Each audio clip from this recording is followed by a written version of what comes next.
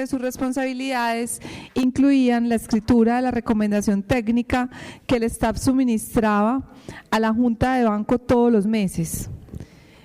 En 2009 se unió a Citibank como vicepresidente, siendo luego promovido al cargo de director y economista jefe para los países de la región andina.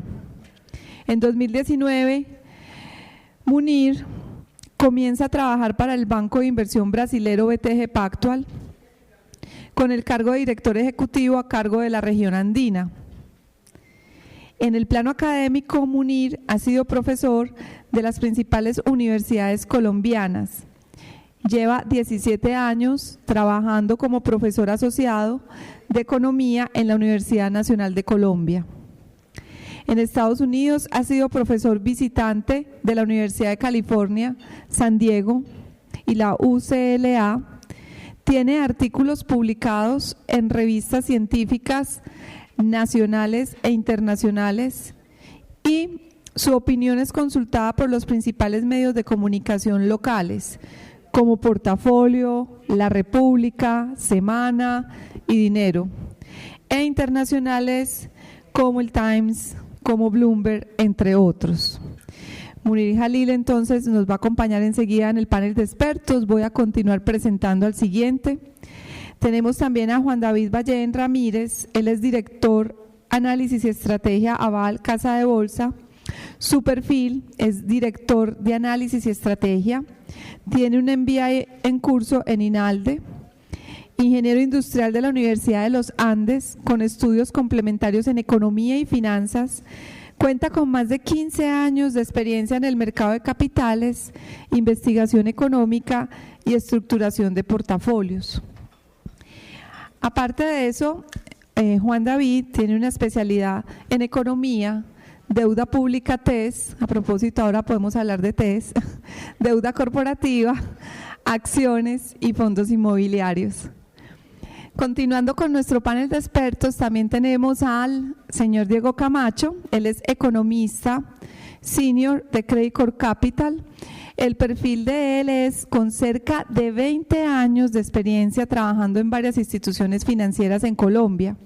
Él ha desempeñado cargos de gerente de riesgos, director de investigaciones económicas, estratega de mercados de renta fija y monedas. Además, Diego es profesor universitario en Economía Financiera en la Universidad de La Sabana, con un marcado interés en el sistema de pagos y la arquitectura financiera internacional. Desde el 2020, Diego hace parte del equipo de investigaciones económicas de Credit Corp Capital, inicialmente cubriendo la economía de México y Estados Unidos, y ahora está enfocado también en el análisis de la economía colombiana. El señor Camacho es economista de la Universidad Nacional de Colombia, tiene una maestría en Teoría y Política Económica de la misma universidad y también nos acompaña en nuestro panel de expertos. Entonces, les doy una calurosa bienvenida a nuestro panel de expertos. Aplausos.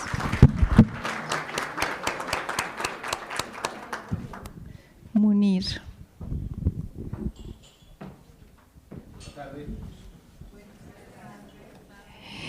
Munir está pasando por el túnel. Pues no mentiras.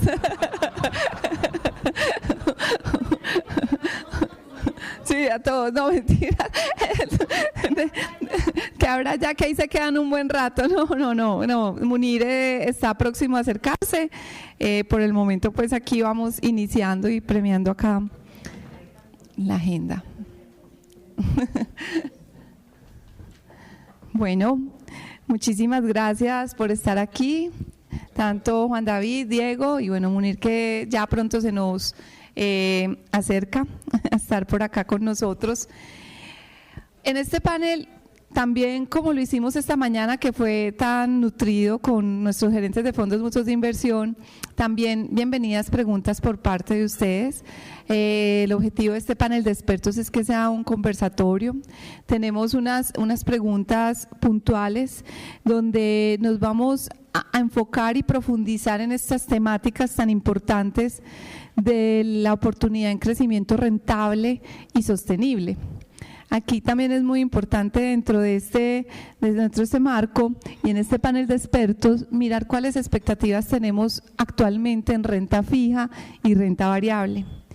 Entonces quiero preguntarle a Juan David que nos cuente cuál consideras que será el activo con mayor valorización en el segundo semestre de 2025 en Colombia, hablando de la renta fija o las acciones, ¿y por qué? Bueno, muchas gracias, Jimena, por la presentación y gusto acompañarlos a todos ustedes de nuevo aquí en el Congreso. Yo aquí tengo la copialina de lo que quiero decir para que no se me olvide nada y pues quería hacer un énfasis como en los diferentes activos, empezando tal vez como por el contexto global. Pues tenemos que ser conscientes primero de que las condiciones globales están cambiando, van a continuar haciéndolo, y el mensaje que les quiero dejar principalmente es que la forma de invertir también tiene que cambiar de esta misma manera. Por eso hemos visto cómo precisamente hoy los activos de renta variable en el mundo son los que más se valorizan y contrastan mucho con los mercados de renta fija.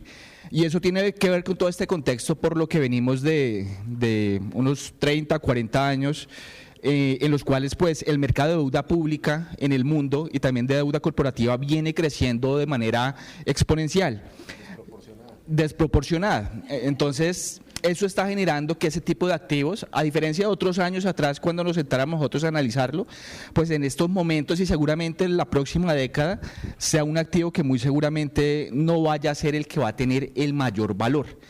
Lo que estamos viviendo aquí en Colombia con la deuda pública y con el endeudamiento del gobierno es algo que si ustedes miran en cualquier país de la región también se está viviendo. Puede que aquí las cosas pues tal vez se hubieran podido hacer de una manera mucho más ordenada. Sin embargo, cualquier país que ustedes analicen van a encontrar que es un país que se están endeudando también y tiene unos déficits amplios. Y eso, pues para ponerlo en contexto, es un problema que se está viendo en estos momentos en todos los países del mundo, y salirse de ese problema de deuda es muy difícil. Realmente el costo para lograrlo es muy alto, y uno de esos costos suele ser la inflación.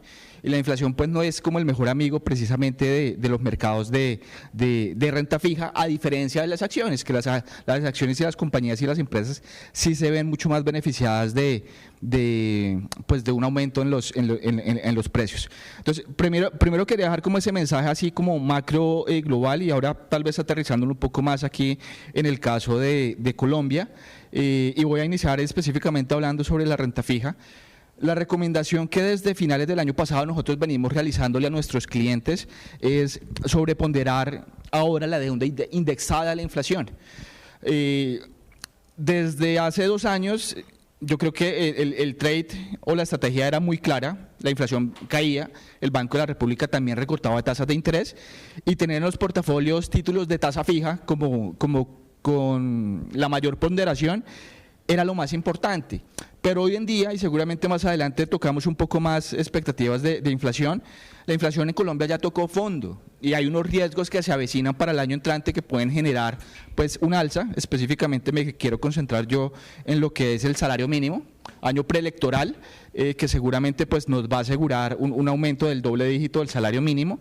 Y pues eso va a hacer muy seguramente que este tipo de estrategias de inversión, de alternativas de inversión, vayan a ser las más rentables como cerrando este año, y muy seguramente de las que uno deba tener con mayor participación dentro de los portafolios. Hay algo también especial que tienen estos activos en estos momentos, y es que ustedes los pueden comprar, por ejemplo, los TES a VR más un 6%, que eso es una tasa muy más que atractiva, con una inflación al 4, con una inflación al 5 o al 6, que pues va a hacer que el retorno de este tipo de productos pues esté sobre el 10%. La otra recomendación que venimos haciendo nosotros es, dado que el diferencial entre la tasa de la deuda pública y la deuda corporativa está tan bajita, o sea, prácticamente ustedes cuando compran un CDT o un bono de deuda corporativa ofrece una tasa tan cercana a la de los TES, a nosotros pues por la liquidez y otros motivos nos gusta mucho más en estos momentos tener esa exposición en TES que en deuda corporativa, porque si llega a pasar algo, pues uno sabe al final que se va a ver mucho más perjudicado la deuda corporativa que los TES. Y por último, también venimos recomendando poco a poco ir aumentando la duración. ¿Por qué lo venimos haciendo? Por lo que, pues, en especial, pues la curva está muy empinada y muy seguramente los títulos de mediana duración van a ser los más beneficiados. Buenas noches. Hola, Celine. Muy buenas tardes, Munir. Adelante. No, es que me encontré una sabatira por ahí camino por acá. Tranquilo. Y bueno, yo creo que dejo ahí por el momento y ahorita continúo. Continúa, sí. ¿Sí? No hay problema. Pues eso específicamente en renta fija. Listo. En renta fija. Ir aumentando un poco la duración, era lo que estaba mencionando ahorita. Y en acciones en Colombia, pues los emergentes han tenido más que un buen año. Seguramente lo van a continuar siendo de aquí a la próxima década. Los múltiplos en Colombia siguen bajos a pesar de la valorización que ustedes han visto de los diferentes activos aquí dentro del país.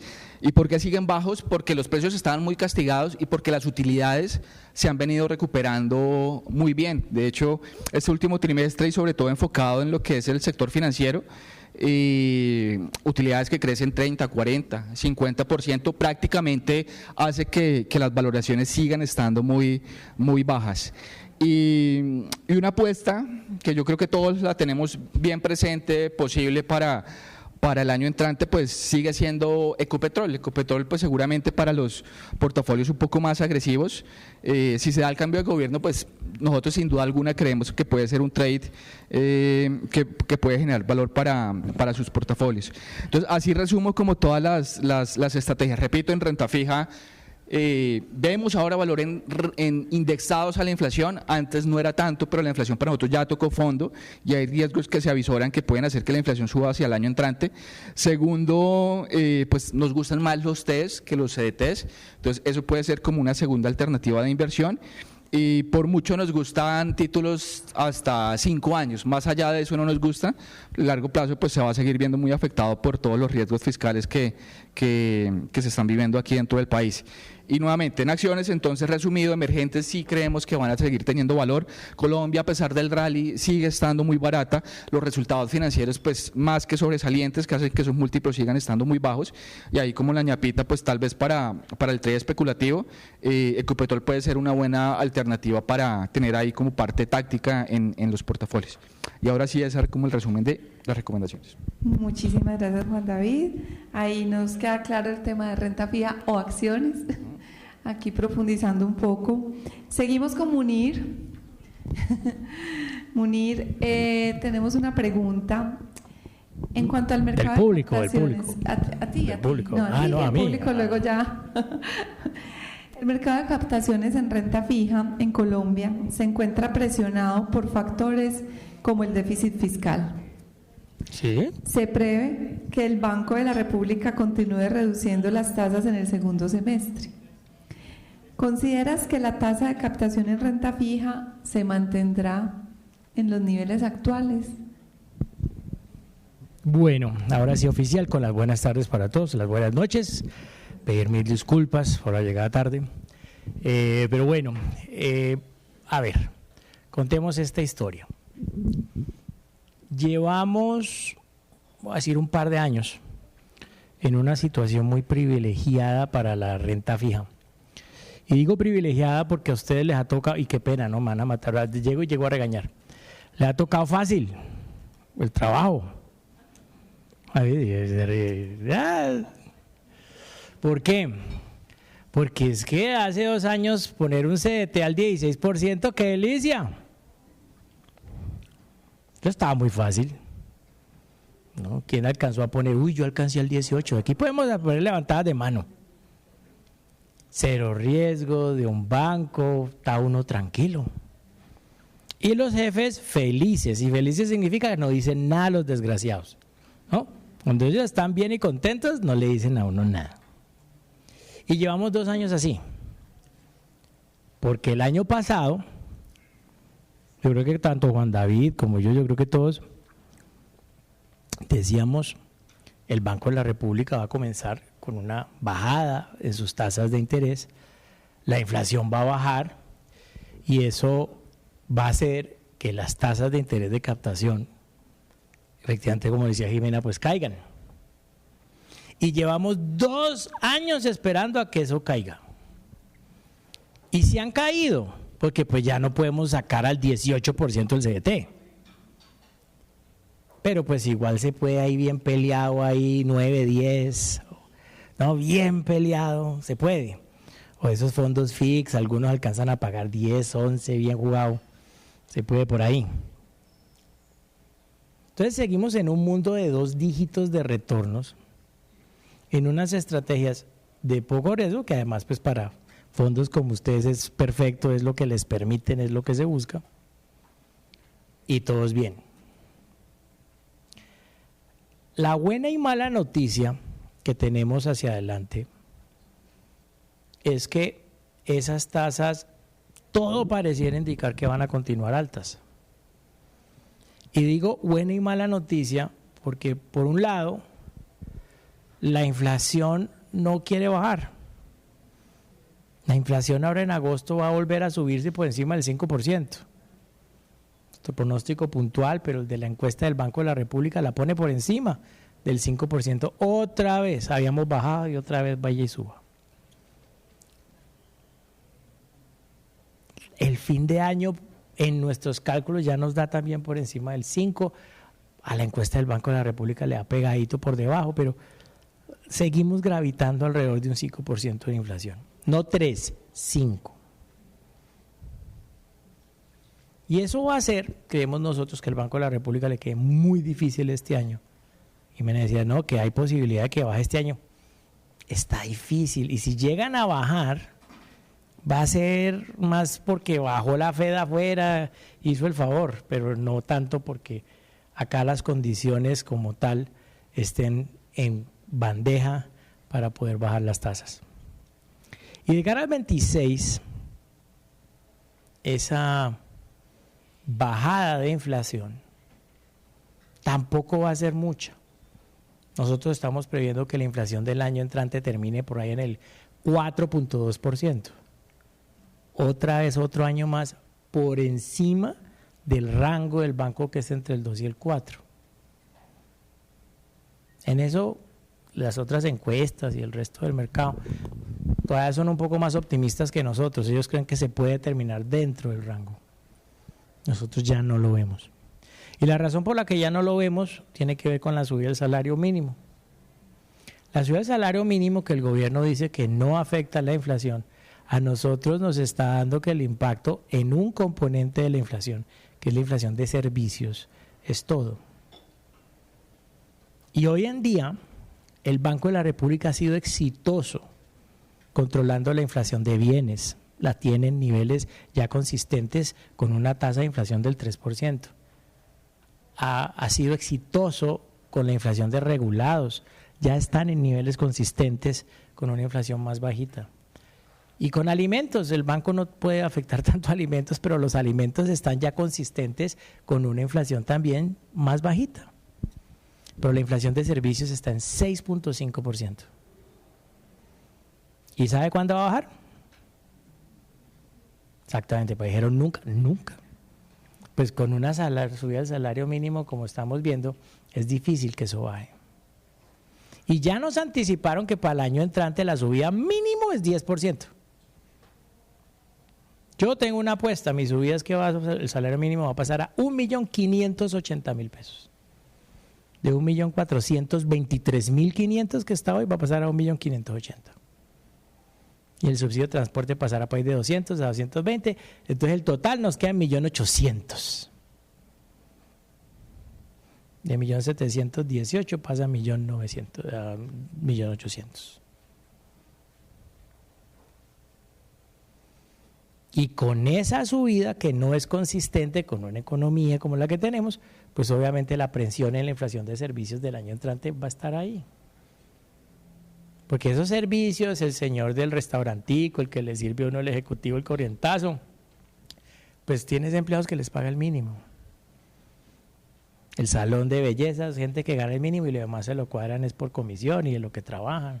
O sea, el mínimo es, en servicios es todo, es la base, es el plante, ahí arranca. Entonces te póngale una subida del 10-11% al mínimo, ya la inflación va a ser 6% en servicio el año entrante, no hay nada que hacer. Y eso no nos va a dejar converger. Ojalá esté equivocado. Pero Jimena también hablaba de otro tema adicional, que es el tema fiscal. Y ese tema fiscal definitivamente es otra pata que le nace al cojo, ¿cierto? Tras de que teníamos inflaciones altas, ahorita tenemos un lío fiscal. Un gobierno que es absolutamente claro que de aquí hasta que se vaya, porque se va a ir, eso a mí no me queda la menor duda, vamos a ver un gobierno que no va a hacer nada en su haber para buscar una reducción en el gasto público, eso no lo va a hacer. Y si no le alcanza la plata, lo que va a hacer es endeudarse para cubrir ese gasto. Va a sacar la tarjeta de crédito y la va a pasar. Entonces eso significa que las tasas de los TES van a seguir altas. Y eso significa que vía esas tasas altas, pues va a seguir generándose una situación que es la que viene pasando desde hace rato. Y es que los bancos hoy en día, en vez de prestar a la gente, están prestándole al gobierno. Ay, ¿cuándo así? Pero yo nunca he visto que un banco le preste al gobierno. Qué pena, ustedes le están prestando al gobierno. Porque cada vez que compramos TES, estamos prestándole plata al gobierno. Y no es una mala estrategia, es una muy buena estrategia. Es una estrategia que paga y paga unas tasas de interés. Hoy en día, si uno tiene bloquecitos de 500 millones de pesos, puede entrar a comprar cafés. ¿Cuál es el trade? Compre 33. ¿No? Dicen, no es 33. ¿No? Uy, eso al 11.9. Uy, buenísimo, 33. Y si no le alcanza, aparece 36, 37. ¿No? Entonces, en ese sentido, esas mismas tasas que el mismo gobierno dice que quiere bajar, y ahí está la hipocresía. Y con esto ya termino, porque es que si no es más de descarado, me tomo todo el tiempo del mundo. ¿No? ¿Está bien? Ay, gracias. Pero lo cierto es que es tanta la hipocresía que ustedes escuchan al gobierno decir: quiero que el Banco de la República baje las tasas de interés. Es furioso, y con el lápiz ahí, bajar las tasas de interés. ¿No? Matemática cuántica de la bajada de tasas. Sí, tasas. Tienen toda la razón. Y resulta que si el banco le parara bolas al gobierno y bajara las tasas de interés, el daño que le haría al gobierno y su financiamiento de la deuda sería terrible. Supongan que el banco le cogiera la caña y bajara rapidísimo de a 100 puntos básicos en cada reunión, y en un momentico esas tasas de interés del banco estuvieran en 6%. ¿Qué banco va a querer seguirle prestando al 6%? No, ahorita sí presto, ahorita sí busquemos dónde, busquemos correr más riesgos, porque es que una cosa es algo fácil, cero riesgo al 12, otra cosa es cero riesgo al 6, que eso la inflación está en 5, no me está pagando nada. Entonces es bastante hipócrita esa posición del gobierno de no, yo quiero que bajen las tasas, porque al final lo que está alimentando esa política de no rebajar el gasto público por parte del gobierno es precisamente las altas tasas. Ahí lo que llamamos los economistas un crowding out. Estamos reemplazando crédito que debería ir hacia el sector privado, que debería ir hacia las personas, y los bancos lo que hacen es, no, que voy, yo que me voy a poner a correr riesgos con este señor que ni sé si me va a pagar. No, yo me voy con el gobierno que me pague el 12. Más fácil. Y de paso, entonces hace difícil todo el proceso de recuperación económica. Porque pues con esas tasas altas, también qué procesos, esto ya lo habíamos hablado el año pasado, La tasa interna de retorno, ¿cómo se calcula? Dos imponentes, tasas de interés y tasas de inflación. La inflación que no quiere bajar del 5, todavía muy alta. Y por el otro lado, las tasas de interés altísimas. Entonces, ¿cuánto me va a dar la tasa de interés? ¿Cuánto tiene que ser la TIR para que un proyecto sea rentable? Y pues por eso es lo que está funcionando ahora, cocaína, oro ilegal, ¿no? Ese tipo de actividades, ¿no es cierto? Los que son de Medellín dirán, sí, eso venden puntos para eso, pero eso es un chiste solo para paisas. Yo no sabía que eso funcionaba acá, el sistema de los puntos. No tenía ni... Después les explico a los que no son paisas. Y los que somos paisas, no de nacimiento, pero de corazón, sabemos un poquito de eso. Pero lo cierto es que la estrategia, por lo menos en lo que nos queda este año y el 2026, triste y alegremente pareciera ser la misma. Sigamos en renta fija, las tasas de interés desafortunadamente van a seguir altas, las tasas de los TES desafortunadamente van a seguir altas, pero muy bueno para sus fondos. Porque en los fix en los que ustedes estén, en las opciones que ustedes consideren, pues todavía van a encontrar posibilidades, si no en el 10, por ahí en el 9. Y entonces los jefes van a seguir sin decir nada, ¿no? Que cuando están contentos, no dicen nada. Pero no hablemos del 27 y el 28, porque es que eso ya es otra cosa. Van a tener que volver a invitar el año entrante para poder hablar del 27 y el 28, porque va a llegar ese momento también, dijo, si no me vuelven a invitar, lo dejo dicho. Marquen mis palabras, el momento de tasas ya más bajitas llegará. Y cuando llegue y los quiero ver ahí sí con el jefe encima y fregando. Ay, pero es que, ¿cómo así? Tú me traías antes retornos del 9 y el 10 y ahora 6, 7, o sea, ¿qué es esto? Y ahí sí les va a tocar trabajar, desgraciados. Ay, eso sí quiero verlos ahí. Por ahora, la fiesta continúa. Dejo ahí. Muchísimas gracias, Munir. Continuamos con algo muy importante e interesante con Diego. Diego, una de las perspectivas que vemos que ha sido sobre la reforma tributaria, que la reforma tributaria afectó mucho a los fondos mutuos de inversión hace unos años, en el 2023. Esta reforma tributaria el gobierno viene preparando una nueva. Esta que viene preparando, ¿qué probabilidades se le atribuyen a la aprobación en el Congreso? ¿Cómo ves esto, Diego, en cuanto a la reforma tributaria? Me tocó la más polémica, tal vez pueda ser la más sencilla también, pero hago el disclaimer, si se me llega a escapar un comentario políticamente incorrecto, no es de mi empleador, solo me representa a mí el comentario, y voy a utilizar parte del mensaje de Munir, y es, yo no creo que la palabra correcta sea hipócrita, sino cínico. Creo que es una palabra que describe, pero la naturaleza de los dos como que dice mucho, y la respuesta a tu pregunta sería, pues, ni idea. Creería que, no sé, por dar un número, 30%, en principio parece ser que no hay ambiente en el legislativo, pero pues son políticos, entonces eventualmente podría encontrar algún curso. Y es una pregunta muy de coyuntura, pero habiendo explicado eso, yo creo que hay unos temas bien estructurales y unos nubarrones. Cuando Munir mencionaba el tema del 27 y 28, pues ya él ya dejó claro que tiene claro que el gobierno se va a ir, o sea, que no se aferra al poder. Lo que yo no tengo claro frente a eso es qué secuelas deja, ni qué margen de gobierno tendría el próximo gobierno.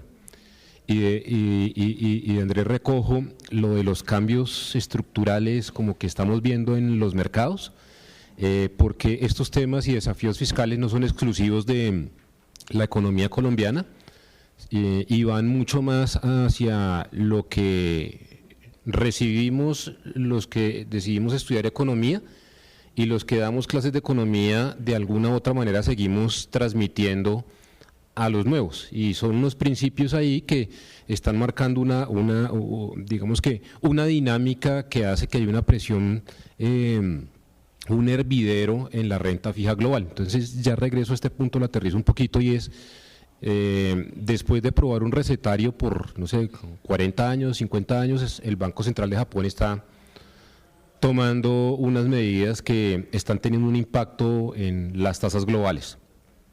Algo similar uno podría registrar en la Reserva Federal. De ser el principal comprador y tenedor de bonos del Tesoro, ha tenido una actitud en donde sigue siendo vendedor neto y tiene un nivel de tasas un poco más elevada y le genera una presión al resto. Tenemos un desafío local y pensé en la palabra cínico porque leyendo el documento que da sustento a la intención del presupuesto del año entrante, mencionan cosas que pues generan emociones, como dicen algo como que en clara coherencia con principios de responsabilidad fiscal y macroeconómica, el gobierno aplicó la cláusula de escape, la regla fiscal. Entonces uno, ¿por qué me está diciendo? Y que además de eso, que es muy responsable presentar un plan de presupuesto que requeriría la aprobación de nuevos ingresos por 1.4 puntos del PIB. O sea, presentan nuevamente un presupuesto con fuentes inciertas.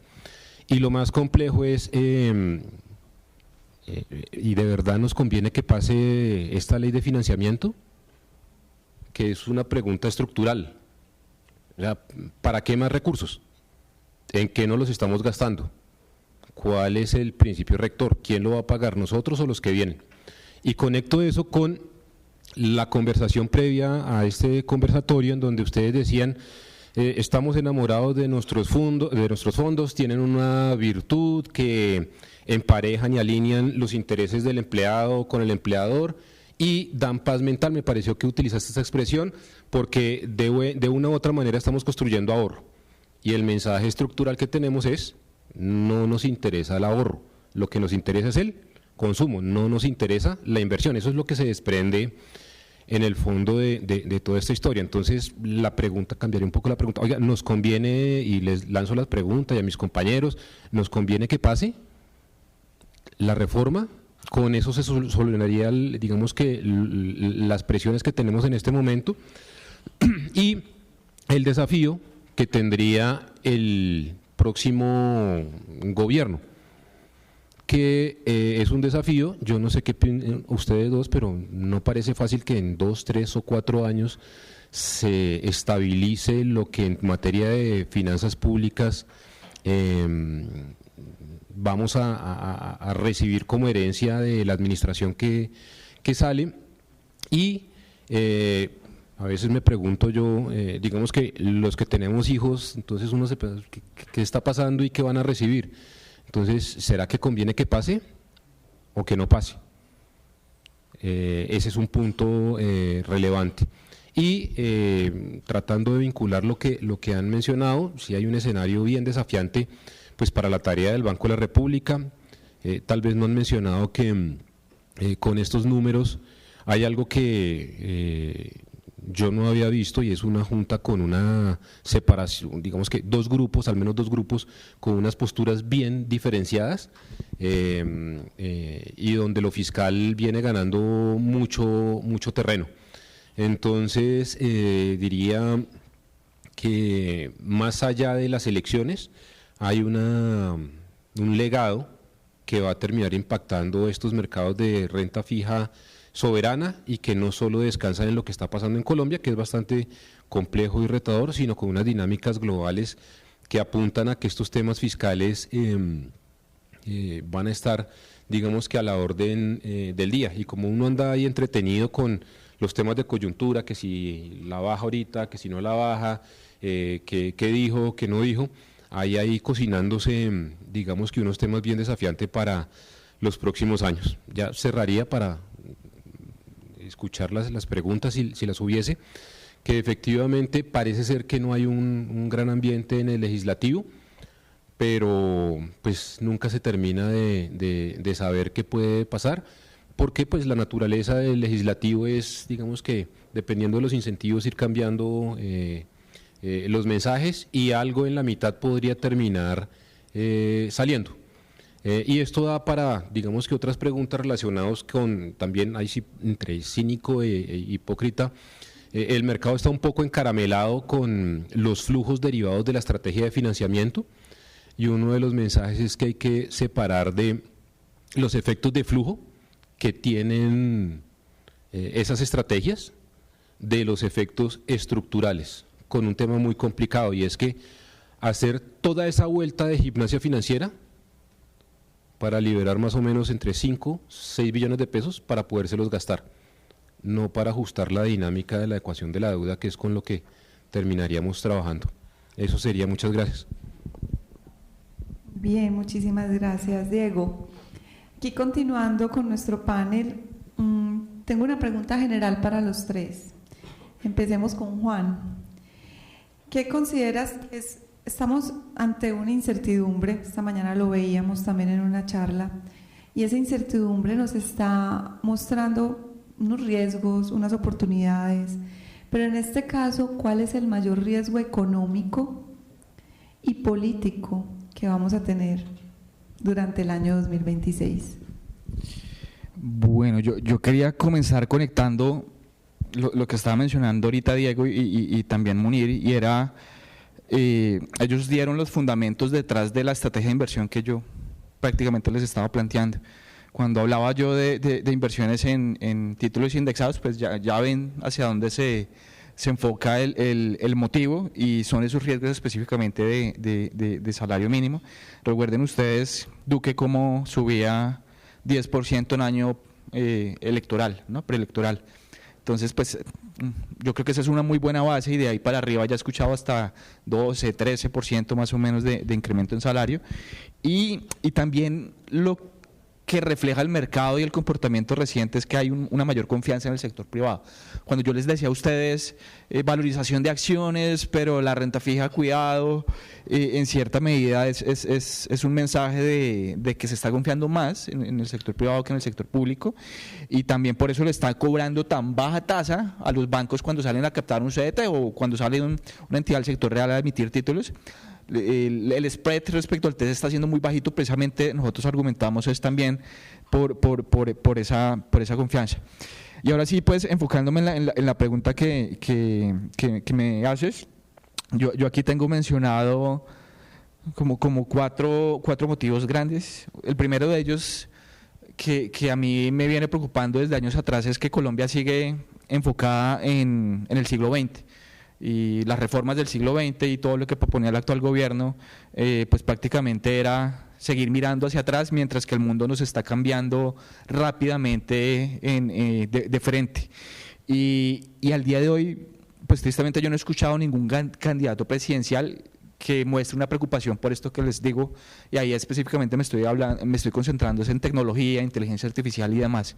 Entonces me parece lamentable precisamente que pues no podamos tener en el país como un proyecto de gobierno de largo plazo que realmente piense en el futuro, en el siglo XXI, y que pues nos guíe precisamente a qué debemos hacer para como tener los mayores créditos en el futuro. Entonces para mí eso es una preocupación grande, porque cada 4 años, en 4 años pues vamos a estar charlando de lo mismo, del déficit fiscal, del problema pensional, de la reforma, mientras que pues yo creo que sí tenemos que pararnos y sentarnos bien y pensar qué vamos a hacer en medio como de esta transición y revolución que se está viviendo en el mundo.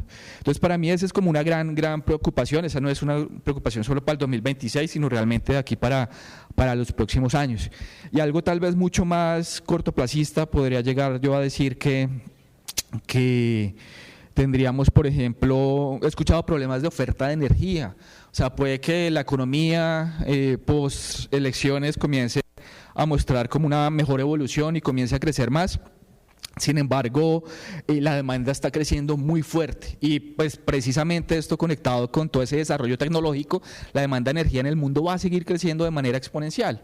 Entonces sí, yo creo que es un gran desafío para precios, para inflación, para crecimiento, precisamente como toda esa escasez que muy seguramente ya muchos entes pues mencionan que hacia futuro pues va a haber en la oferta de energía aquí dentro del país. Entonces se nos vuelve un riesgo inmenso para el mismo crecimiento, para los precios y demás, y eso sí es una preocupación también, yo creo que Entre más pasen los años, seguramente 2026 y 2027 vamos a ser mucho más testigos de cómo evoluciona este problema. Y los dos adicionales son los siguientes. Estos también nuevamente están enfocados un poco más hacia el largo plazo, pero creo que no son menores. Uno de ellos tiene que ver con el cambio demográfico. Hace 15 días nosotros teníamos un almuerzo con la Junta del Banco de la República y nos daban un par de datos. El primero es que habían varios estudios que decían que de aquí a los próximos 3 años ya el crecimiento de la población iba a tocar como su punto más, el pico, su punto más alto, y de ahí ya íbamos a tener una población que comenzaría a decrecer. Pero alguno de los codirectores, por ejemplo, mencionaba es que no, que ese bono demográfico ya se acabó y que hay otros modelos que indican es que este mismo año ya se tocó pico y que de aquí hacia futuro comienza a todo lo contrario, a decrecer. Entonces, pues eso trae desafíos gigantescos también para la economía y para el crecimiento, y una de las soluciones que uno puede tener precisamente para sacar la economía adelante tiene que ver mucho con tecnología, con robotización y cosas así. Entonces, de eso tampoco, por ejemplo, se habla mucho aquí dentro del país. Entonces, todo el tema demográfico pues nos preocupa también. Y por último, algo que tiene que ver con lo que hablábamos ahorita del tema de las tasas de interés, las tasas tan altas de los TES, de los CDTs, de los bonos también, es que eso nos va a costar hacia futuro crecimiento económico. ¿Por qué? Porque prácticamente hoy nadie, a diferencia del gobierno, se está endeudando a largo plazo. Ustedes han visto cómo el mercado de bonos prácticamente está seco. Hemos visto muy pocas emisiones este año específicamente en el mercado, porque pues ¿quién se va a endeudar? ¿Qué compañía va a encontrar proyectos tan rentables teniendo que emitir deuda que puede estar por encima de un 13 a un 14%? Pues eso hace muy difícil precisamente la financiación. Y pues si no buscan recursos para financiarse a largo plazo, pues uno sabe que la inversión va a seguir pues estancada y pues que ese crecimiento de largo plazo va a ser un poco más bajo. Entonces, en resumen, al final todo nos lleva como un crecimiento más estancado, diría yo, como en nuestra economía, por tasas, por el tema demográfico, también por los problemas de energía que estamos viendo en el país y por el hecho de que no reaccionemos y no pues nos apalanquemos como en toda esta transición de tema de revolución tecnológica, que es como una de las soluciones que puede llegar a hacer que este golpe sea un poco más bajo aquí dentro del país. No toco el tema fiscal porque yo creo que ahorita lo vamos a seguir tocando, pero digamos que otros adicionales a ese pues son los que acabo de mencionar. Muchísimas gracias, Juan. Sigamos con Munir. La misma pregunta, esta pregunta es para los tres, y es pensando en ese riesgo económico y político de cara al año 2026, ¿cómo lo ves, Munir, para el año entrante?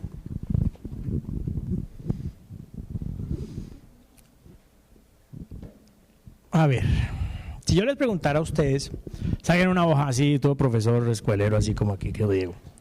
Entonces le digo, explíqueme la estrategia de manejo de deuda del gobierno con sus créditos en francos suizos y sus total return swaps.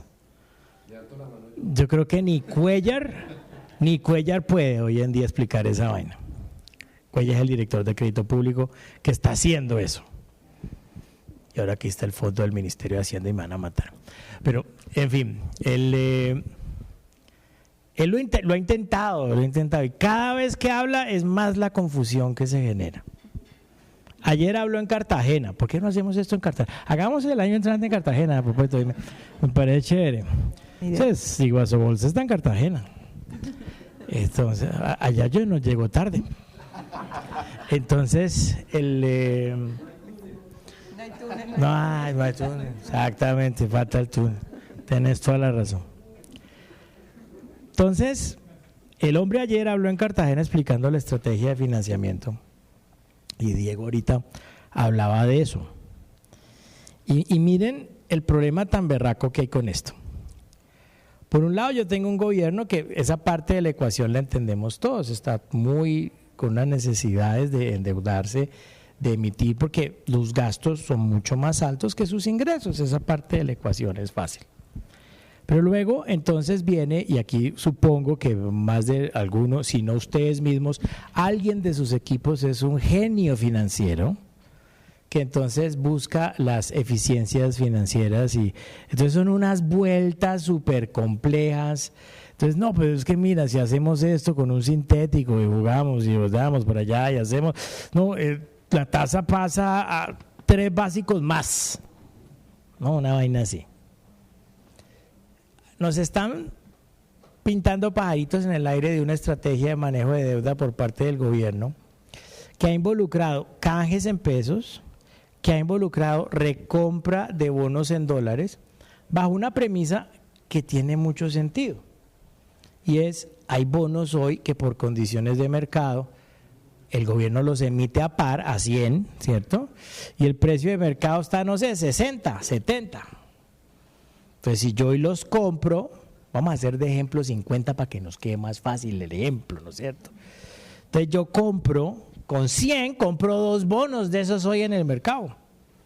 Y me estoy ahorrando de pagar 100, porque pues yo como gobierno tenía que pagar 100 por cada bono y los estoy recomprando a 50. Entonces, con eso, con esa estrategia se nos está vendiendo, y lo decía también Juan David, pues esa opcionalidad de yo estoy ahorrándome una plata, pero en principio es que ni siquiera es para volvérsela a gastar, ni siquiera es que le esté liberando, a no ser que el vencimiento sea el año inmediatamente siguiente, a no ser que el vencimiento sea el 26, que esa amortización toque hacerla en 26, pues esos ahorros que se están logrando son de súper largo plazo. Y ese es un ahorro. Pero aquí viene el otro lío. En el caso de muchos de los canjes que se están haciendo, listo, en términos de precio estoy recibiendo precios de bonos por debajo de par, pero ¿a qué tasa de interés estoy entregando yo los nuevos bonitos? Si yo hubiera hecho esas operaciones el año pasado, era 200 puntos básicos más abajo que yo hubiera podido hacer esas operaciones, con una tasa de interés 2 puntos porcentuales por debajo. Ahorita hacerlas me está costando 2 puntos porcentuales más por encima de lo de hace un año. Entonces yo estoy incrementando el costo que yo tengo que pagar de tasas de interés, el costo financiero. Y en teoría eso es para hacer un maquillaje que se supone que es lo que llamamos los economistas el balance primario, que es hacer las cuentas de ingresos y gastos sin tener en cuenta el pago de intereses. Entonces, si yo no tengo en cuenta el pago de intereses, así se suba como un demonio el pago de intereses, pues ahí me veo mejor, ahí estoy bien. Entonces, ¿por qué comencé con esta diatriba, esta respuesta, Jimena? Porque en parte de ese proceso y sobre todo para la parte de la historia en donde ellos están haciendo recompras de bonos en dólares, se quemaron plata que ni siquiera tenían. Y les tocó hasta comprar con pesos colombianos dólares para poder hacer parte de esa operación. Y si ustedes ven hoy en día el nivel de la caja, el cash, pues ahorita volvió y subió, está como en 4 billones, pero la semana pasada estuvo en menos de 2 billones de pesos. De un presupuesto que es de más de 500 billones de pesos. Es como tener un billetico de 2.000 pesos para uno. Pero aún así ellos dicen, estamos líquidos.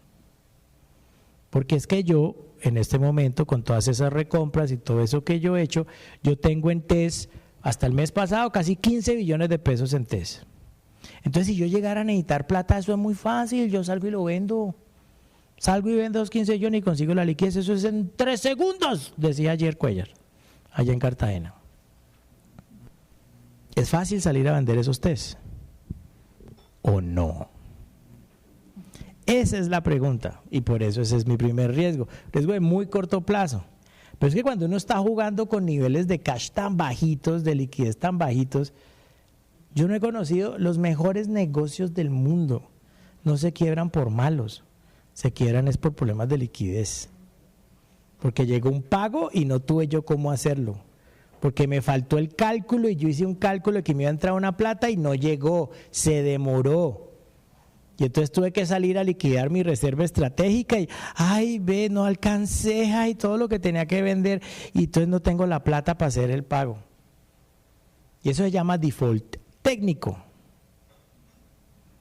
Yo diría que hoy en día con esta estrategia tan apretada en materia de caja por parte del gobierno, lo que estamos viendo es un riesgo de default técnico, no por no tener la plata, sino por no tener el cash, que es diferente. Y ese yo lo pondría como de número 1 en el riesgo, de aquí a un año. Me gustó mucho la respuesta de David, porque básicamente lo cierto es que hay unas preguntas que uno también se puede hacer a mediano plazo y largo plazo. Y a mediano y largo plazo yo voy a dar solo una, que es la que más me preocupa y la que yo le veo solución. Yo quiero ser optimista en este punto. Y es Colombia en este momento lo que necesita es que nos devuelvan un norte como país. Porque en este momento nosotros no tenemos norte. Yo le pregunto, Colombia, ¿dónde te ves en 5 años? La pobre Colombia no tiene ni idea. Se pone a llorar. Yo no sé, la generación de cristal no tiene ni idea, se va a llorar. Y eso es muy grave que uno como país, y que yo tengo un poquito más de 20 años haciendo este trabajo, cubriendo muchos países, y es la primera vez que me toca regañar a Colombia, porque es la primera vez que la veo sin un norte. Yo le pregunto a un chileno, ¿dónde te ves, Chile? Y dice, yo me veo minerales, cobre, No, eso es fácil. Le pregunto a un peruano, no soy capaz de arremedar a un peruano. El carrito sanguche. No, pero sí es cierto que ellos tienen norte y la tienen clarísima. Chile, Perú, Argentina, por Dios. Argentina ya está produciendo casi el mismo petróleo que nosotros. Calladitos y usando algo que yo no puedo decir aquí en vivo en directo, porque entonces los jovencitos de aquí me van a mirar feo, van a decir, no invite al señor Gordo otra vez. ¿Cómo va a decir que el fracking es bueno? Ese señor está loco. Volviendo a la hipocresía. Volviendo a la hipocresía. ¿Por qué? Porque esos que están diciendo que ay, el fracking es malo y no se debe hacer y hagamos una ley para prohibir el fracking en Colombia, son felices importando gas que se explota en otros países usando fracking. ¡Qué maravilla! Paguemos por... A mí no me van a quitar la luz. ¿Yo cómo me voy a quitar sin con qué cargar el celular? No, yo necesito mis redes, yo necesito mi TikTok, yo necesito no sé... Y resulta que, como bien lo decía Juan David, una de las cosas que vamos a necesitar exponencialmente a futuro es energía. Y créanme, si es en Cartagena el año entrante, yo sí repito, pero si no, ya miramos. Pero básicamente, créanme que ese tema de la energía, no vamos a dejar de necesitar petróleo, no vamos a necesitar gas. No vamos a dejar de necesitar carbón. Llevamos 100 años en el mundo tratando de disminuir el carbón. Y vaya, miren a cuánto está la demanda de carbón hoy en día en el mundo. Sigue creciendo. No está disminuyendo.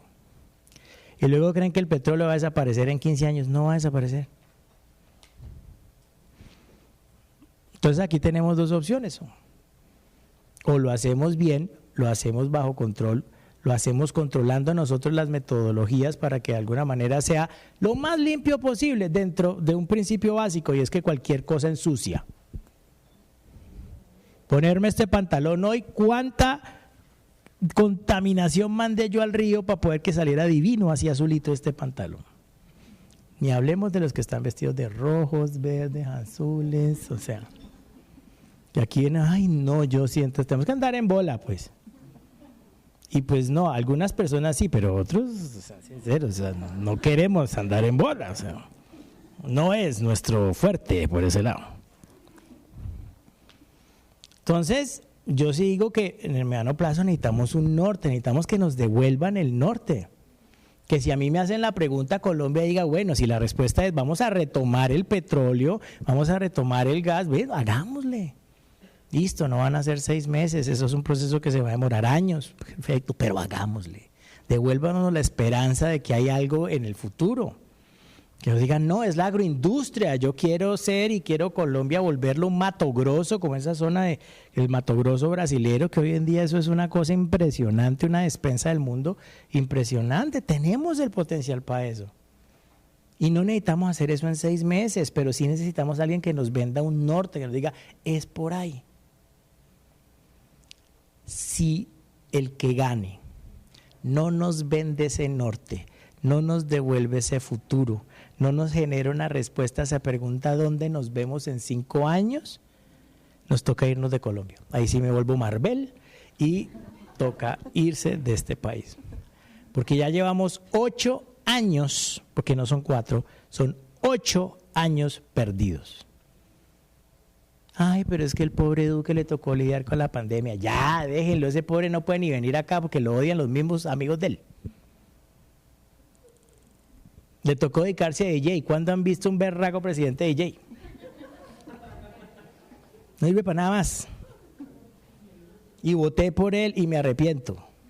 Que soy humano y tengo derecho a equivocarme. Como se equivocaron todos los uribistas que lo odian. Pero es que, o sea, nos fue mal. Necesitamos un norte. Yo creo que podríamos hacer muchas más cosas, como pidió Juan David, pero yo creo que con solo el norte que tuviéramos, este país, es que tenemos mucho para crecer, si en la medida que nos digan para dónde es, que nos den vía, que digan es por aquí. Y nos buscamos la plata y ya veremos, y de pronto cara al principio, pero lo podemos hacer. Pero en este momento, de verdad, es como cuando uno le preguntaba al hijo de uno de 13, 14 años, ¿qué quieres estudiar? No sé. Colombia está en una crisis de identidad terrible y necesitamos a alguien que nos la devuelva. Y esa devuelta no tiene ideología, ese es otro punto. No tiene que ser que sea la derecha la que nos devuelva la ideología, ni la centroderecha, ni la centroizquierda. Sí, creo que la izquierda sí no. Pero básicamente... Sí, porque es que ya llevamos 4 años de esas y como que no. Pero podríamos discutir aquí qué tan izquierda puede ser una persona y devolvernos la del norte. Podríamos hacerlo, pero ¿eso lo hacemos? No, después. Bueno, continuamos también con Diego. Cuéntanos, ¿qué consideras de mayor riesgo económico y político de cara al año 2026? Y años que vienen también, como Munir lo mencionó. Nuevamente, temas de coyuntura y temas estructurales. Tenemos uno muy cerquita y no sabemos cuál sea el resultado de la decisión o el proceso de certificación de Colombia. Ahí hay unos riesgos latentes y que pueden explicar hasta cambios de discurso de la administración actual, que me parece que se han enviado unos mensajes que no hacen parte del corazón del proyecto político del actual gobierno. Ahí hay un tema, pero quiero arrancar con lo siguiente, hilando con lo que mis dos compañeros han mencionado, y es, yo tengo una pregunta rondando, y es, oiga, ¿cuánto cuesta el bien o servicio que genera el señor Estado? Y vaya a ver si usted tiene suerte de decir cuánto cuesta un niño en el colegio A o en el colegio B. Entonces, de Bogotá obtuve la siguiente respuesta. Un niño en un colegio concesionado en el año está en 2.200.000 y tiene resultados académicos al menos un 35% superiores. Un niño en un colegio a cargo completamente del distrito cuesta 7 millones de pesos.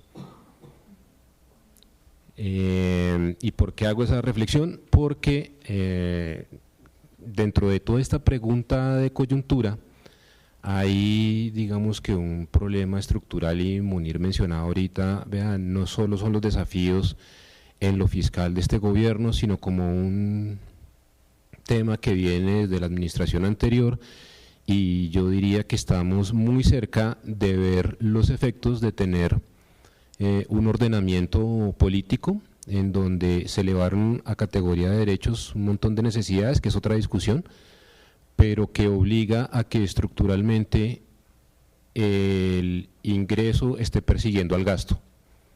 entonces tenemos la dinámica de reformas tributarias cada 2 años. Y lo que estábamos es en un punto en donde sí, esas ecuaciones inestables están llegando a un punto de tensión muy importante. ¿Y por qué menciono eso? Porque frente a la reflexión de Munir sobre el norte que tendría el país, pues ese norte tiene una limitante muy seria. Munir, ¿usted sigue dando la clase de economía colombiana en la Nacional? No. ¿Ya no? Ya no. Y era el libro de economía colombiana de Mauricio Cárdenas y tiene o sea, imagínense cómo forma uno de economistas y arranca con en la introducción y dice, oiga, la economía no tiene como grandes principios generales, sino como que hay que hacer casos como más particulares para entender esto y en general la economía, y por allá saca con un principio que a mí me parece discutible, y es que como que vale la pena estudiar economía y sobre todo economía colombiana para entender una tensión que hay entre la pobreza y la desigualdad. Entonces pone el énfasis en pobreza y desigualdad. ¿Y con qué vinculo esto? Con el ejemplo que puso Munir de Argentina. Entonces Argentina lleva años luz en esa dinámica económica y social de tener en el centro al tema de la pobreza y la desigualdad, no a la productividad. Y detrás de todo eso entonces puede llegar aquí Superman, tener toda la buena intención de cuadrar lo fiscal, de darnos el norte, y se va a encontrar con que hay una discusión que todo el mundo tiene internalizada y que no sabe que la tiene, y es que valora un principio de justicia distributiva y no conoce que existen principios de justicia retributiva, y es premiar al que trabaja, ahorra, se comporta. A eso me refería con lo que uno enseña y aprendió de economía.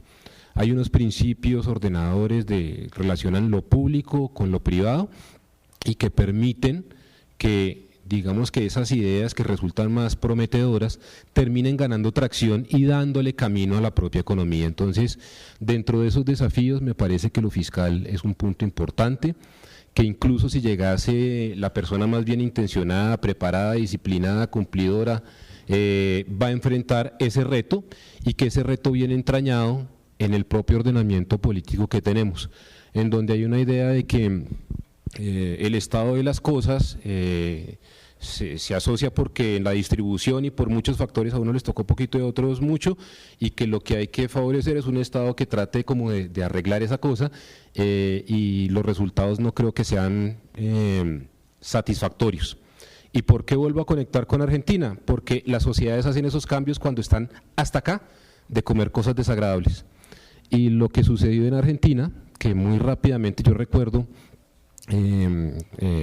cuando se iba a dar el experimento, que entre otras podría zozobrar en los próximos meses porque vienen unas elecciones muy reñidas y podrían, a pesar del éxito en lo económico, echar para atrás, es que el tema fiscal en realidad en lo técnico es muy fácil de solucionar. Lo que pasa es que políticamente es muy costoso, y en términos de actividad significaría un bajón importante en el muy corto plazo, pero pues técnicamente gaste menos de lo que gana. Es así de sencillo la solución a eso. Ahora, ¿está la sociedad colombiana preparada para hacer eso? No lo sé, no sé si está tan cansada de comer cosas desagradables. Y hay otro reto que no es muy lejano a lo que vimos ayer. Hay un tema de orden público que dificulta muchísimo que nos pongamos a hacer en donde tenemos las ventajas más inmediatas, porque cuando había hablado ahorita de un montón de desafíos, yo creo que la gente anda, Sandra, cuando estabas hablando oiga, ¿y por qué no ahorras? No, porque yo me voy para Suiza. Entonces, pues allá hay un nivel de estulticia financiera, porque independientemente de si yo me voy para Suiza o lo que sea, eso no riñe con el ahorro. Pues hay una confusión muy grande. Y lo que quería mencionar con toda esta historia es que en general la gente puede estar muy confundida, porque yo creo que muy rápidamente en medio de esos desafíos que se mencionaron ahorita, la gente va a pasar de echarse, digamos que dejar de cuestionarse esa teoría de la explotación de que no me pagan lo que quiero y yo valgo más, entonces me muevo de empleo y todas esas cosas, a estar muy preocupado de ¿para qué estudio si entonces ahora un algoritmo termina haciendo rápidamente lo que yo hago?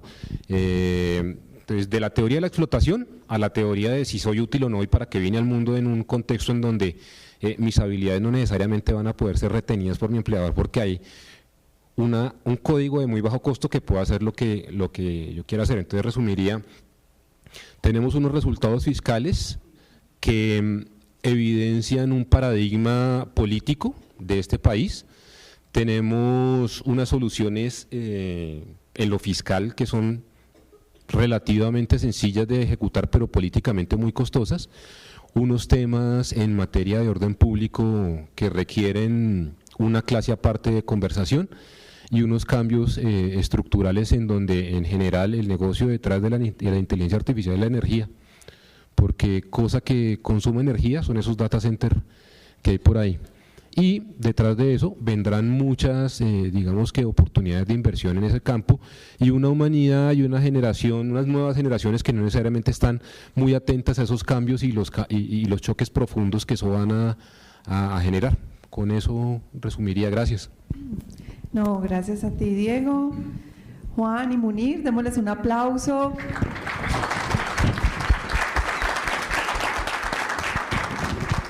Agradecerles, la verdad, esta participación en nuestro cuarto congreso de Asumutos. El año entrante lo haremos en Cartagena, para que también puedan asistir. Si tienen preguntas aquí, aprovechemos los que están por acá para hablar, no sé si el dólar, por allí. Muchas gracias.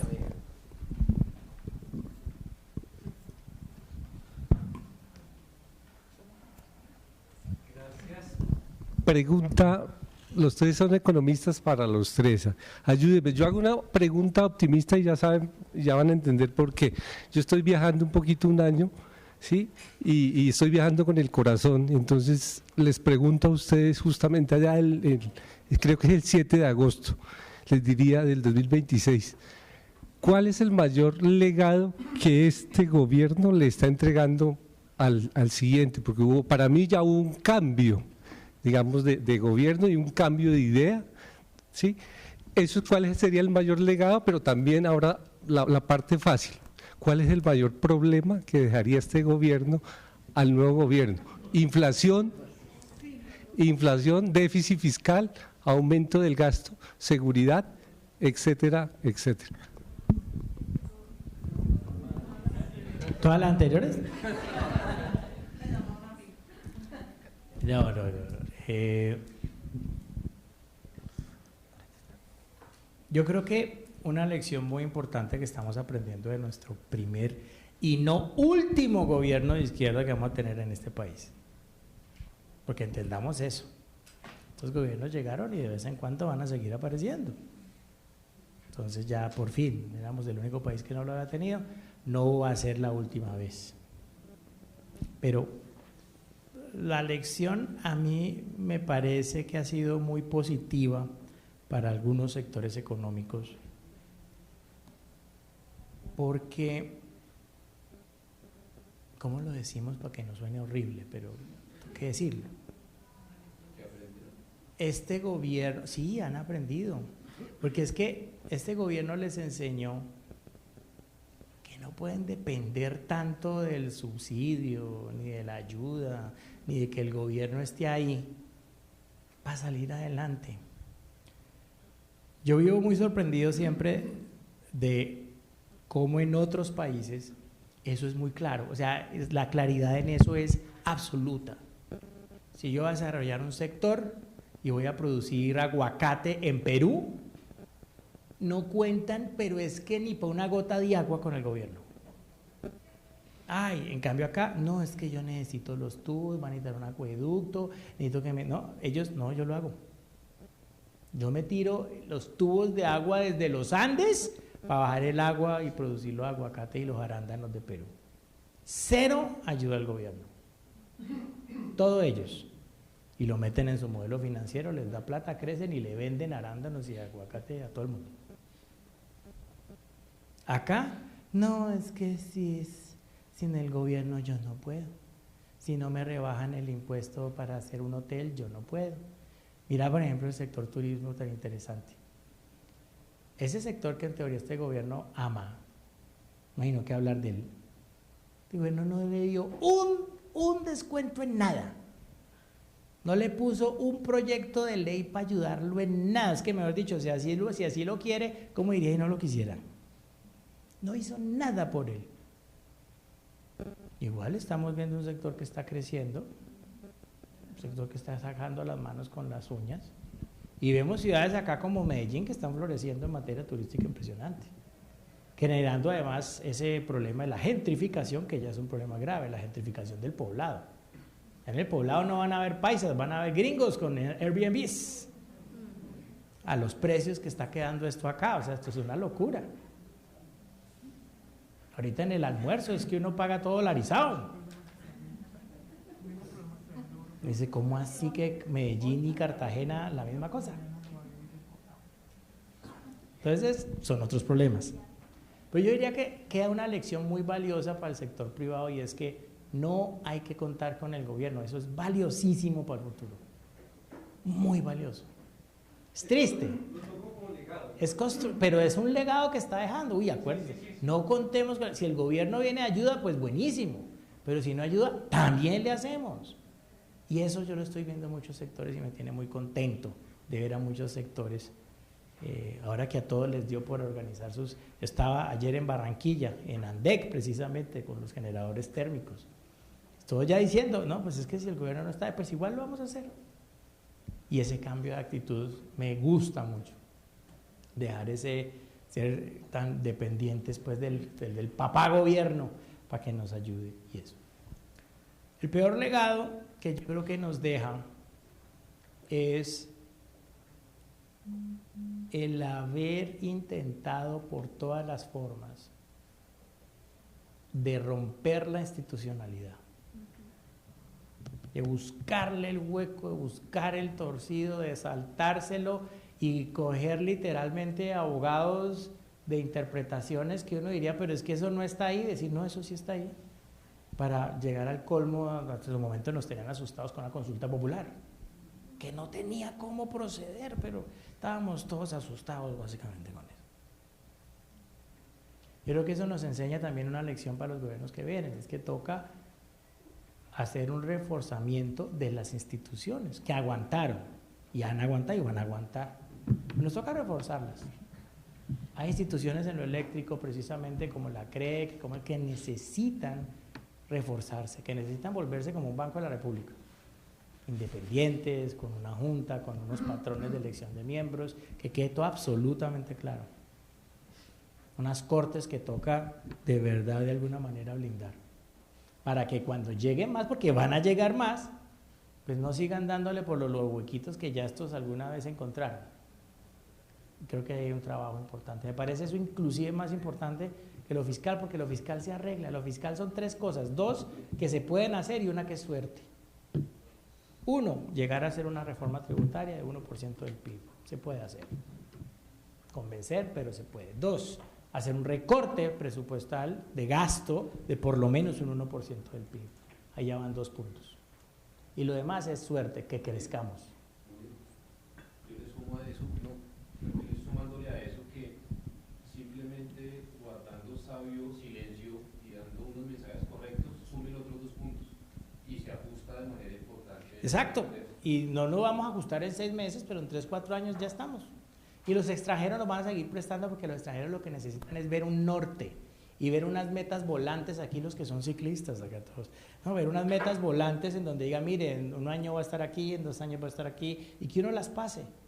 No tiene que ser un ajuste a lo Milei exagerado de Argentina, que vamos a hacer el ajuste de 1 año. No, aquí no necesitamos mandar a la economía colombiana a un ajuste de una recesión horrible de menos 5% en 1 año para ajustar lo fiscal. Se puede gradual, pero se tiene que dar un plan creíble alrededor de eso. Entonces, ese, pues, aunque es un legado triste, pero lo veo solucionable.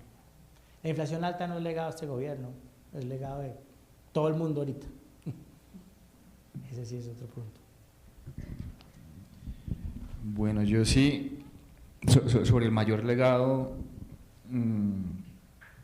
yo diría que es hacer las cosas cuando se deben hacer. A mí mucho me sorprende de este gobierno es que todas esas reformas que llevamos años discutiendo, pensional, laboral y demás, no se hayan logrado hacer antes y siempre han estado ahí sobre la mesa.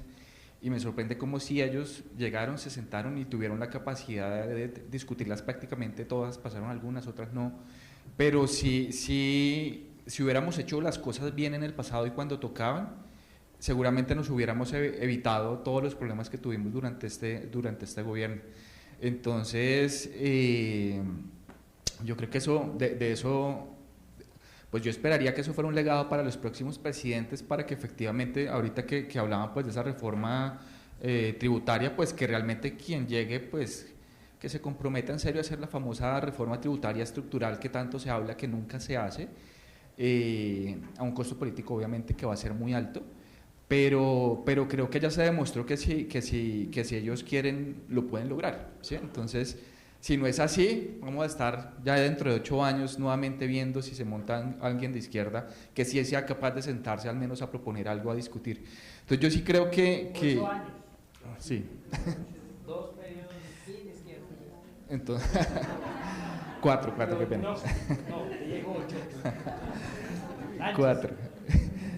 Y que yo veo eso como un legado, que veamos que las cosas sí se pueden hacer siempre y cuando yo creo que en el fondo exista la disposición política para realmente sentarse y proponerla. Y el mayor problema, como yo no creo en esto, yo sí creo que el problema fiscal sí va a seguir siendo grande, porque necesitamos es una reforma estructural al gasto.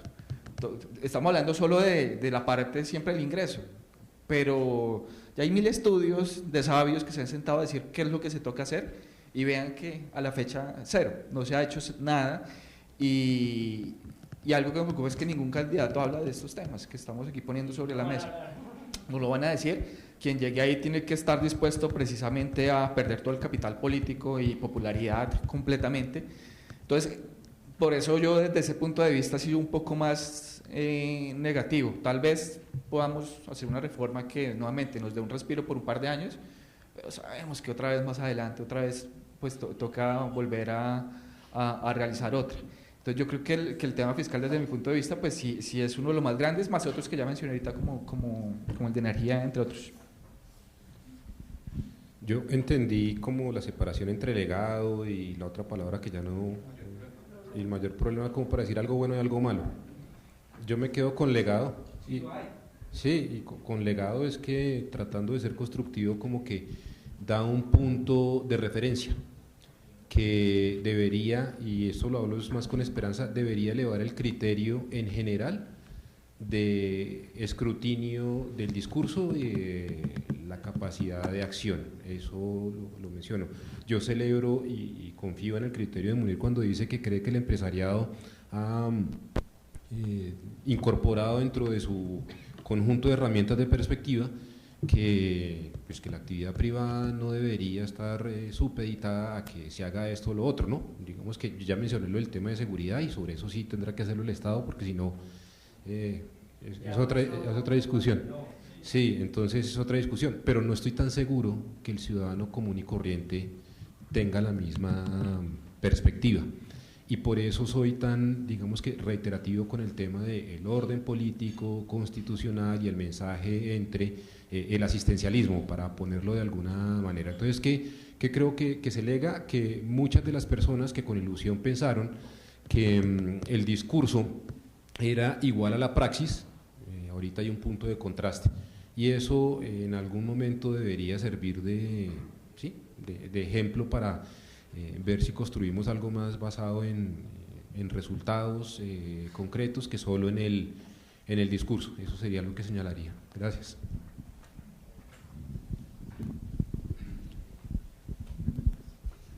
Hola, buenas tardes. Yo tengo 2 preguntas para hacerles a los 3. Y es… la primera, ¿qué tan viable ven que las agencias calificadoras de riesgo, Fitch, Moody's, Standard & Poor's, continúen la bajada de la calificación, tanto de la deuda local como la extranjera? Si ven eso que va a estar estable o qué probabilidad hay de que volvamos a estar en AAA, en W. 1 y 2, estas porque se ha visto que cuando las agencias empiezan a bajar las otras se empiezan a pegar y al final bajan o suben o permanece estable.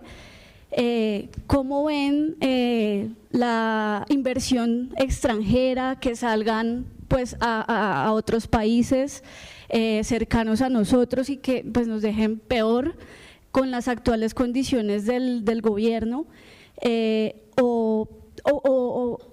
¿O en qué se van a ir las inversiones, teniendo en cuenta como estas incertidumbres que podrían generar las agencias calificadoras de riesgo? 3. Bueno, no, pues en principio, es decir, desde hace como 2 o 3 años el precio de los test viene incorporando lo que hemos venido viendo en materia de calificación. Munir tiene un comentario muy famoso de que hay una agencia que es la esposa perfecta. Ahorita no me lo robo, sino que lo dice él. ¿Qué creo yo que hay para decir? Que la probabilidad de volver a tener un recorte es elevada, principalmente Standard & Poor's, con un criterio que me parece que es completamente válido, pero que al mismo tiempo va a dar una oportunidad en el sentido de tratar de identificar algo que sea constructivo y que eleve, digamos, que el bienestar y la capacidad, y es, Standard & Poor's menciona el franco deterioro o estancamiento de la inversión como elemento clave de la ampliación de capacidad de producción de la economía y de generación de ingreso tributario. Sí, aparece aquí un mensaje claro, que en palabras de Munir es dar el norte, en palabras de Juan David aquí ponernos al día en temas de hacia dónde va y no de los temas de hace 40, 50 años.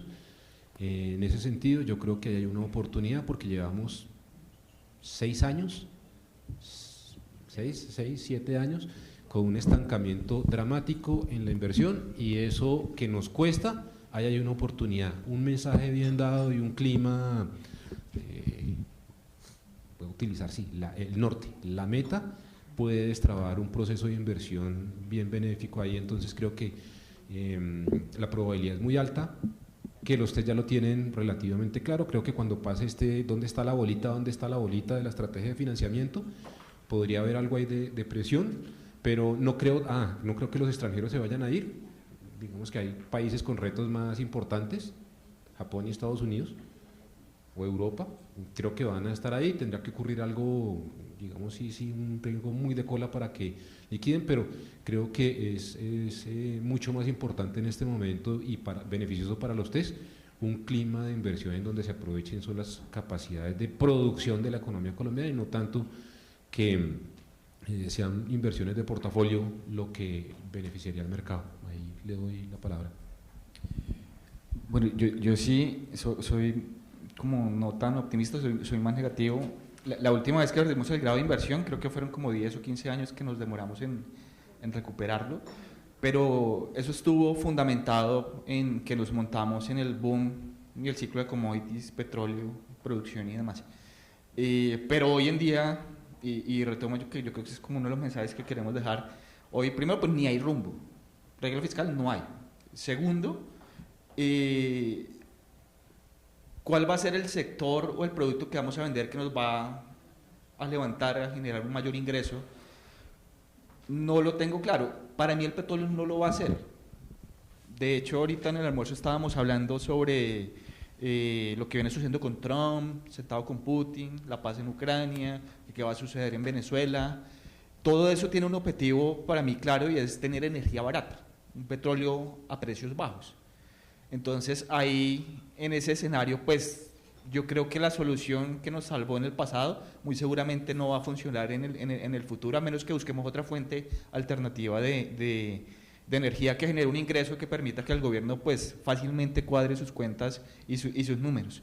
Pero insisto, el petróleo yo lo veo muy complejo.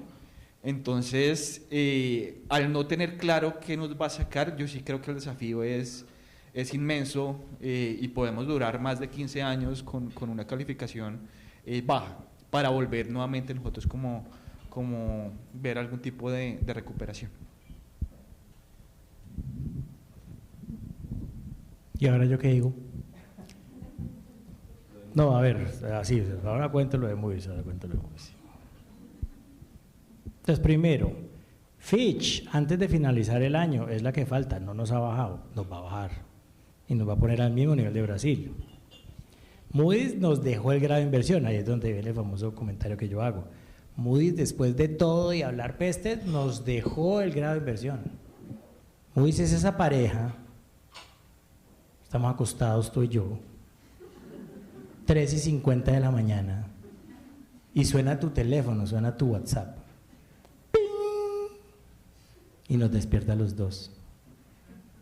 Y el mensaje dice: hola linda, 3:50 de la mañana. Moody's es ese, yo soy Moody's, que vuelvo y me pongo a dormir y no te digo nada y tú sigues ahí. Y a la noche te mando a dormir al sofá, pero ya. Porque nos tiene el grado de inversión, nos habla pestes, pero nos deja el grado de inversión. Entonces, ese es el punto de Moody's. Pero Standard & Poor's y Fitch nos está dando durísimo y como muy bien, concuerdo 100% con Diego y con Juan David. Nos tratan mal y está bien que nos traten mal. Bien santanderianos, que nos traten mal. Porque básicamente pues nos estamos comportando mal y nos vamos a demorar, concuerdo, nos vamos a demorar en retomar. ¿Pueden haber más bajadas? Ahí sí toca contestar como economista, depende. Depende de si nos ajuiciamos, depende de si mostramos norte, depende de si contamos con la suerte de crecer y con crecimiento entran más ingresos. Depende. Depende si nos aprueban esa reforma tributaria. Yo no digo, o sea, Juan David quiere que sea estructural, yo digo, esto ya estamos acostumbrados a que pero con que consigamos 20 billoncitos de pesos más, yo me voy por bien servido. Con que recortemos 20 billones de pesos más, me voy por bien servido. Decirlo y hacerlo, hay mucho trecho. Todo eso nos lo van a mirar encima, que mejoren las condiciones de seguridad, que dice Diego. Entonces, ¿qué se ve ahorita más probable? ¿Que nos mejoren o que nos bajen más?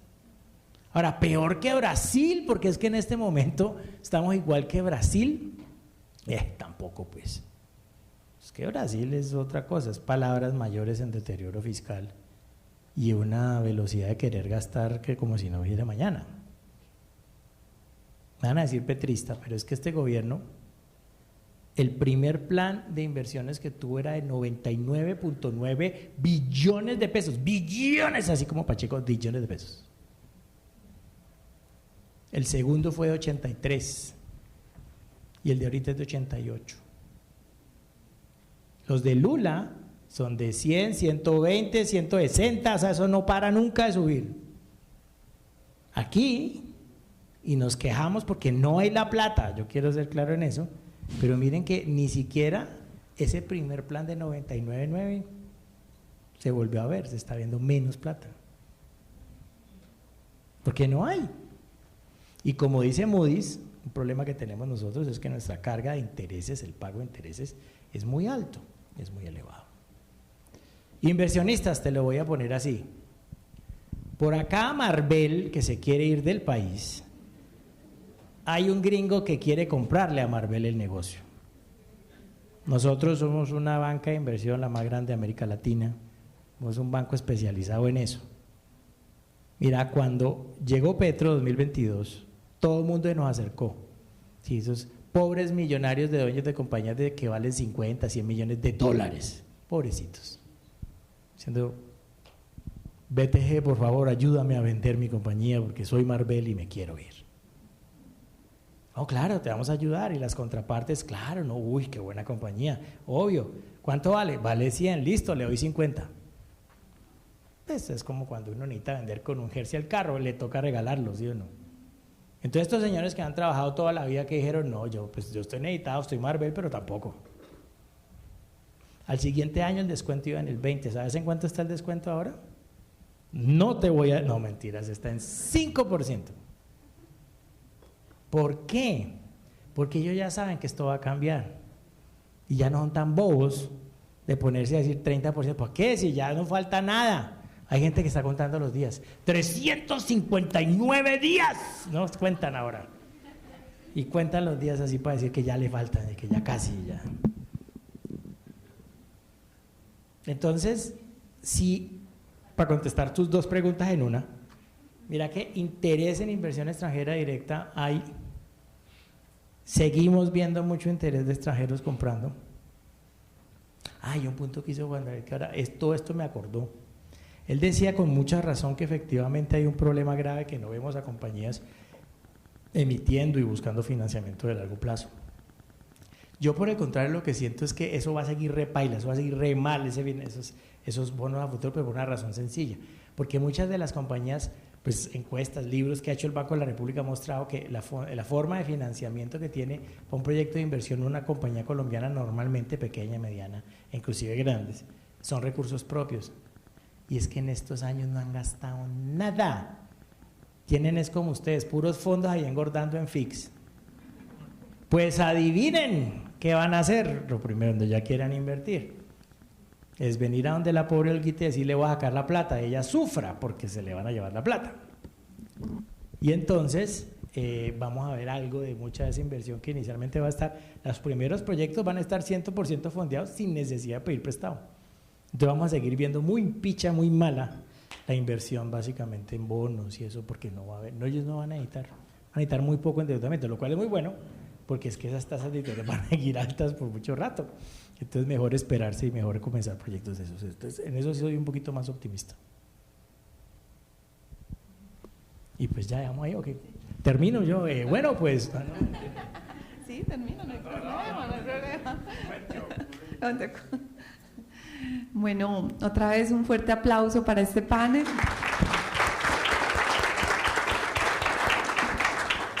Y agradecerles toda esta información, nos dejan con un optimismo también.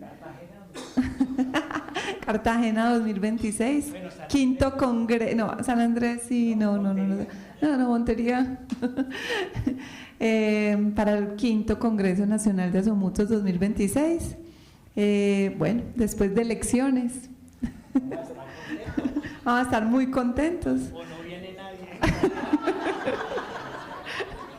Para que vayan sacando el presupuesto para el 2026. Bueno, no, muchísimas gracias nuevamente. La verdad que nos dejan con muy buena información, muchas tareas, muchas oportunidades y muchos retos también que se nos vienen. Gracias.